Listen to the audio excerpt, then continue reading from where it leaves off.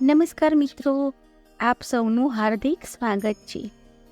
નર્મદા મૈયા કી જય અને નર્મદે હર ના જય ઘોષથી ફરી એકવાર તારીખ 8 એપ્રિલથી ઉત્તર વાહિની નર્મદા પરિક્રમનો પ્રારંભ થઈ ગયો છે. આખો ચૈત્ર આ ઉત્તર વાહિની નર્મદા પરિક્રમમાં ચાલુ જ રહેશે. કોઈ પણ નદીનો પ્રવાહ જ્યારે ઉત્તર તરફ વહે છે ત્યારે એ ક્ષેત્રમાં એ નદીની પવિત્રતા વધી જાય છે. ગંગોત્રીથી નીકળતી ગંગા કાશીમાં ઉત્તર તરફ વહે છે. તેથી કાશીમાં ગંગા નદીનું મહત્વ અલૌકિક થઈ જાય છે. તેમજ શિવસુતા પુણ્ય સલીલા નર્મદા નદીનો પ્રવાહ રાજપીપળા નજીક આવેલા રામપુરા ગામથી તિલકવાડા સુધીમાં ઉત્તર તરફ વહે છે. તેથી આ સ્થળે નર્મદા નદી ઉત્તર વાહિની તરીકે ઓળખાય છે અને એટલે જ ચૈત્ર મહિનામાં ઉત્તર વાહિની નર્મદાની પરિક્રમા કરવાથી આખી નર્મદા પરિક્રમાનું ફળ પ્રાપ્ત થાય છે. એવી નર્મદા મૈયાના ભક્તોમાં શ્રદ્ધા છે. નર્મદા નદીના કિનારે કીડી મકોડી ઘાટ નજીક આવેલા રામપુરા ગામના રણછોડજી મંદિરથી ઉત્તર વાહિની નર્મદા પરિક્રમાનો પ્રારંભ થાય છે. નર્મદા નદીના દક્ષિણ તટ પર આવેલા રામપુરાથી ભક્તો પગપાળા પરિક્રમાનો પ્રારંભ કરે છે અને તિલકવાડા પાસે કિનારાથી હોડીમાં બેસી નર્મદાના સામા કિનારે પરિવર્તન કરી તિલકવાડાથી રામપુરાના સામા કિનારા સુધી પંચકોશી પદયાત્રા કરીને ફરી રામપુરાના સામા કિનારેથી હોડીમાં બેસીને રામપુરા પહોંચે છે અને ત્યાં રાજા રણછોડજીના દર્શન કરી પરિક્રમા પૂર્ણ કરે છે. નર્મદા મૈયાની ઉત્તર વાહિની પરિક્રમા માર્ગ પર પદયાત્રીઓથી સેવા માટે સંખ્યાબંધ સેવાભાવી સંસ્થાઓ અને ગ્રામજનો સ્વયંસેવકો ખડે પગે સેવા આપતા હોય છે.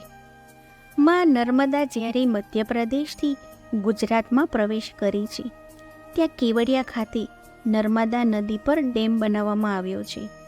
અમરકંટકથી નીકળતી નર્મદા નદી પૂર્વથી પશ્ચિમ તરફ વહે છે, પણ કેવડિયાથી આગળ જતાં ગરુડેશ્વર અને તિલકવાડાની વચ્ચે માં નર્મદા ઉત્તર વાહિની વહી રહી છે.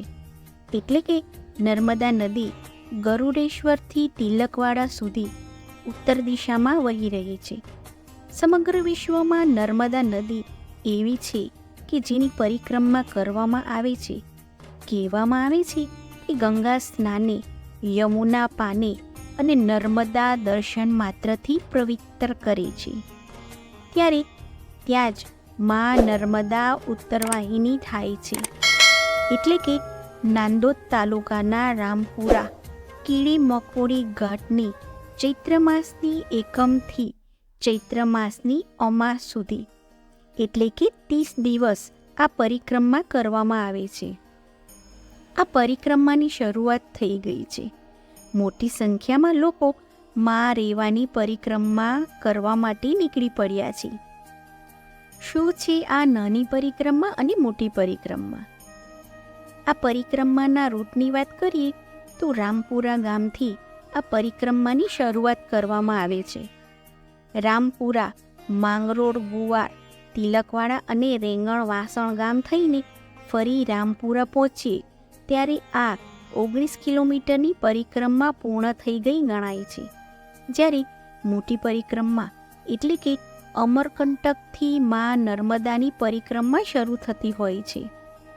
જો આ કરવી હોય તો 36,600 કિલોમીટરની પરિક્રમા છે, જેને પૂરી કરતાં લગભગ 3 વર્ષ અને 6 મહિના જેટલો સમય લાગી જાય છે. જે ભક્તો મોટી પરિક્રમા ના કરી શકતા હોય તો તે ચૈત્ર મહિનામાં આ 19 કિલોમીટરની પરિક્રમા કરી ધન્યતા અનુભવે છે. 19 કિલોમીટરની પરિક્રમા કરતાં લગભગ 5 થી 7 કલાકનો સમય લાગે છે. પંચકોશી ઉત્તર વાહિની નર્મદા પરિક્રમાનો લાભ ગુજરાત જ નહીં પણ મહારાષ્ટ્ર અને મધ્યપ્રદેશના લોકો પણ લઈ રહ્યા છે. આ પરિક્રમા માટે રોજના 20,000થી 25,000 લોકો આ પરિક્રમાનો લાભ લઈ રહ્યા છે. પરિક્રમા કરનાર ભક્તોની પરિક્રમાના રૂટમાં આવતા આશ્રમો, મંદિરો અને ગામના લોકો દ્વારા રહેવાની, નાસ્તાની અને જમવાની પણ સુવિધા વિનામૂલ્યે કરવામાં આવે છે. પવિત્ર નર્મદા નદીના દર્શન માત્રથી ભક્તોના પાપોનો નાશ થાય છે. આ 1 મહિના દરમિયાન મોટી સંખ્યામાં ભક્તો પદયાત્રા કરી ધન્યતા અનુભવે છે. તો મિત્રો, મને આશા છે કે આપને આ વિડીયો પસંદ આવ્યો હશે. જો પસંદ આવ્યો હોય તો વિડીયોને લાઈક કરી વધુમાં વધુ શેર કરજો. સબસ્ક્રાઈબ કરી બાજુમાં રહેલ બેલ આઇકોનને ચોક્કસથી પ્રેસ કરજો, જેથી મારા નવા વિડીયોની નોટિફિકેશન આપને તુરંત જ મળતી રહેશે. મને સાંભળવા બદલ ધન્યવાદ.